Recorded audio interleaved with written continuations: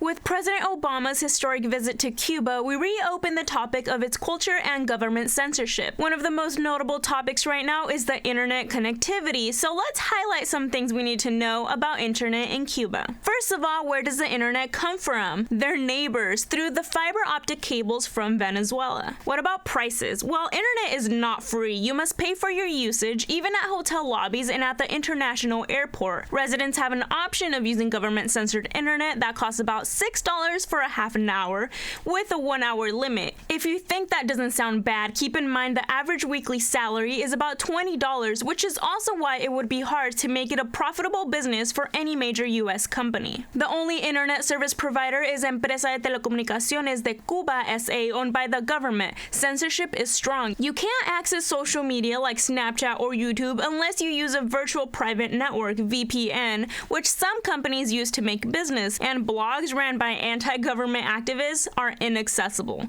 Can you imagine if we weren't able to read any opinions other than the government's? I'd feel suffocated. My job in this entire video segment wouldn't even be possible. The Cuban government doesn't want their people to be connected to the internet, which is why it's very rare. Only 5% of homes have internet, and the majority of those homes belong to people who work for the Cuban government. Some others are doctors, engineers, or regime-approved journalists. So what does bringing internet mean to Cuba? Although President Obama has been supportive of trade agreements, future leaders might not be. Obama says it's necessary for Cuba to enter the 21st century economically, and it gives the Cuban people more information and allows them to have more of a voice. I couldn't agree more, Mr. President. Hopefully his visit and speech opened up new opportunities for the Cuban people.